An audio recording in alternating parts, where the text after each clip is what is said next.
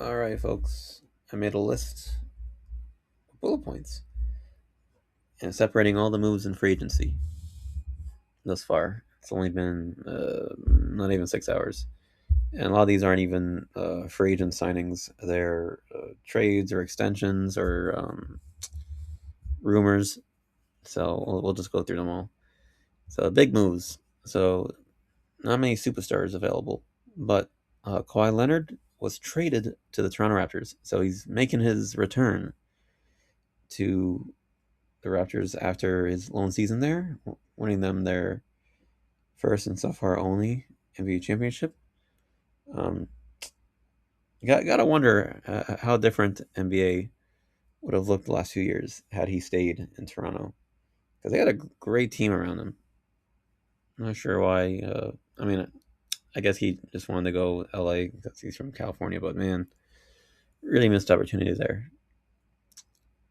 Yeah, so Toronto traded. They traded Brandon Ingram, who's a solid player, but a bit of a what's the word? Bit overpriced. I think he's got like a $40 million contract. It's a bit high for what he does. Not the best defensive player. He can score from mid range. Not amazing from the perimeter, as I said. But maybe he'll help the Clippers or well, in some way. Also, we'll just say that. And they got, I believe, two unprotected first rounders, a pick swap, two second rounders, and also Grady Dick. So Grady Dick came in as a sharp shooting prospect, though each year he basically seemed to regress on that end and lose more playing time. So I'm curious if he'll redeem some of his quality or some of his value in LA. So that's the Clippers and the Raptors. The Raptors have a pretty nice looking lineup now with quickly RJ, two former Knicks, Kawhi, Scotty Barnes, and I guess Jakob Pertl. Though I wouldn't be surprised if Colin Murray Boyle, I forget, if he gets the nod at center or he plays more minutes than Pertl. Um, so defensively, pretty solid backcourt. I'm sorry, front court. Excuse me. But offensively, they only they could use more shooting. They could definitely use more shooting. So, um, we'll have to wait and see. But I like their bench, even with some losses to it. But I don't know if they're going to be actual contenders. Next big move. LeBron announced that he will not re-sign with the Lakers, and the big story is he's likely going, or big rumor, I guess I should say, not really story, is that he's going to Golden State, which would pretty much fit what they're doing. I think it makes sense for both parties. He would take a cheaper contract, one would assume. So, yeah, I mean, still a great player, even though he's going to turn 42 in December. But he'll definitely help still, as we saw in the first round against Houston. All right, so let's go to our medium moves. So these are moves that are good, but may not really, tip the scale. And maybe I look funny for some of these, but I don't know. Not sure. We'll see. So first thing I got is Julian Champagnie. He extends for 3 years with the San Antonio Spurs. So Champagnie, nice story. Undrafted kid becomes a starter for the Spurs in the finals, which they lost to my Knicks. But they get to bring him back for 3 more years, about 15 mil per year, which is also about 9 million more per year than Landry Shamet makes. And I don't think he's over twice as good as Landry of a player, but we'll see. Not a bad deal. Just wonder if he could have been had cheaper. But I wouldn't say it's an overpay. Just funny to compare. I got John Morant. He was traded to the Blazers. The Blazers didn't really give up too much. They gave up Chris Murray, who was the pick that the Blazers acquired when they traded Josh Hart to the Knicks. He hasn't really done much. And they traded Jeremy Grant, a bit more successful stint with the Blazers. Good.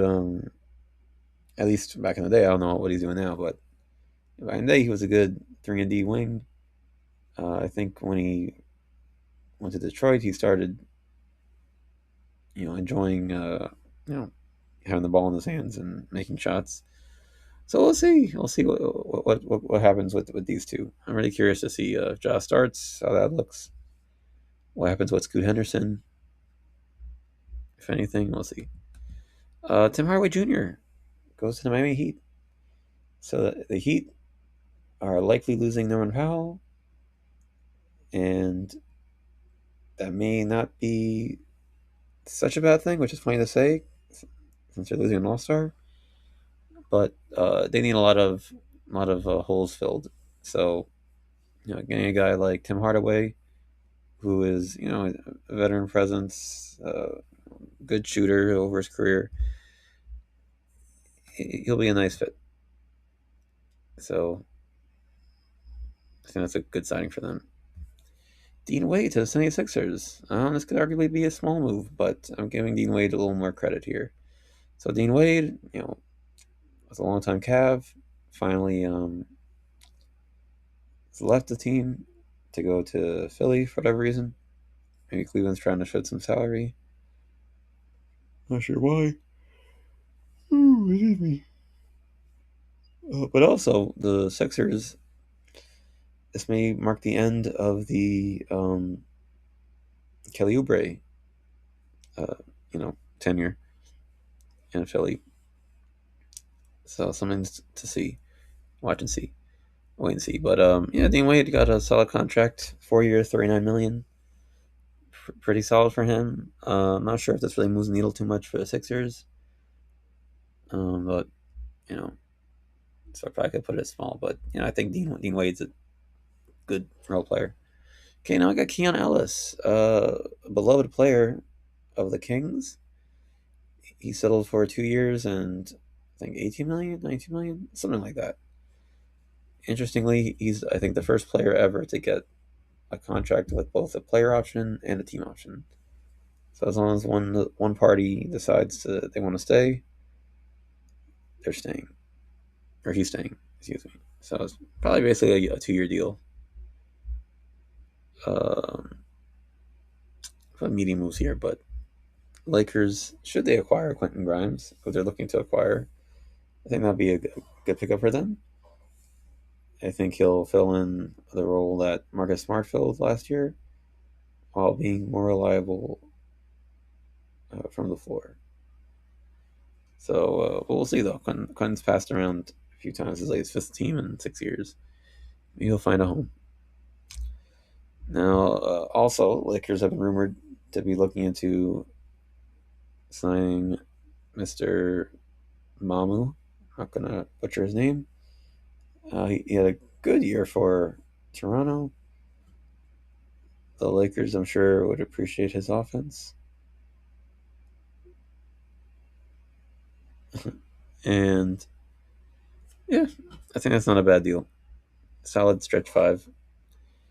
And Golden State extends Kristaps Porzingis. I think 20 million a year for 2 years, so 40 million in total. So we'll have to wait and see, but I don't have high hopes for Kristaps staying healthy. But on paper, definitely worth it talent wise. But yeah, we'll see. Okay, some small moves. I'm sure there's more. These are just ones that stuck out to me, or that I remember enough.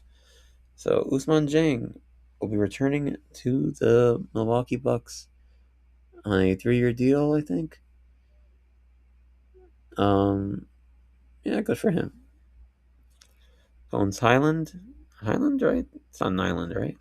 Oh, it's not Nyland. I think it's Highland. If I'm wrong, I'm wrong. I'm sorry. correct me in the comments after you subscribe and like the video.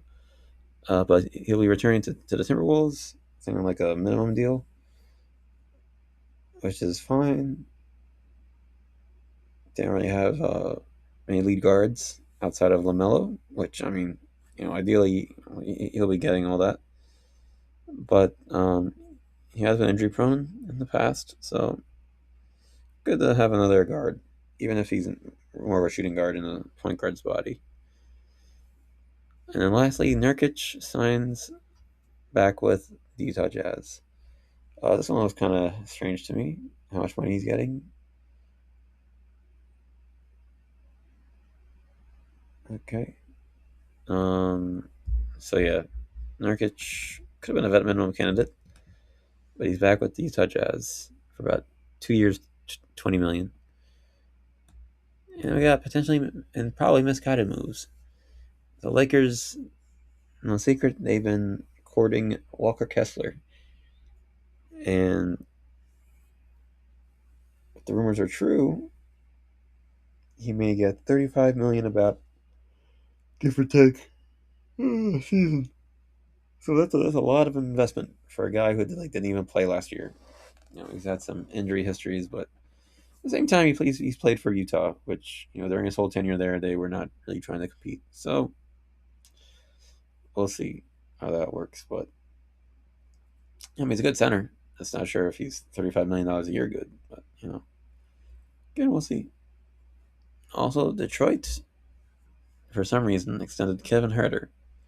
So when they traded in the middle of the season, sorry guys, I'm like half falling asleep. Anyway, when they acquired him in that deadline deal, he actually played worse than he did while on Chicago. You would think he'd have more opportunities to shoot open looks, but guess not. So yeah, that's really it for Herter. Oh, but no, actually, I have to take it back. So he's getting paid more than Landry Shamet, even though he's got less term. So pretty crazy, pretty crazy. This, oh, is it Kobe Sanders? Kobe Sanders resigns with the LA Clippers. I don't know if you like typing the Los Angeles.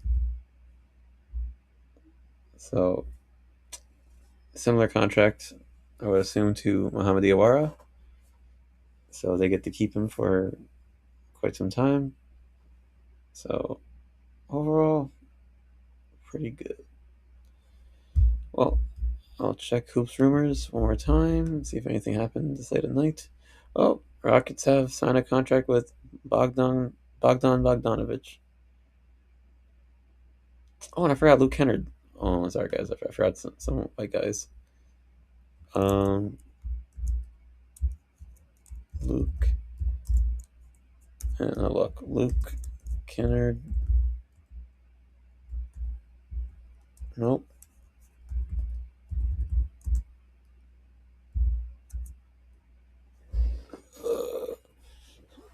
To the Phoenix Suns.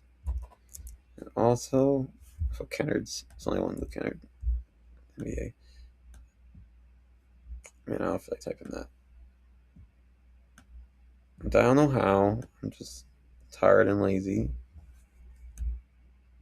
And it's been a long day for me. Not a bad day, just a long day. I'm tired. It's like midnight. Oops, didn't mean to click his page.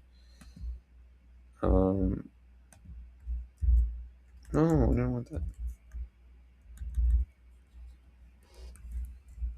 To the Houston Rockets. Right? That's where you want? Yeah. So, interesting choice. I guess they wanted more shooting. I guess I could use more shooting during the season. Um, so yeah, I think that these are all the big signings that and rumors and trades that have happened over the last 24 hours or so,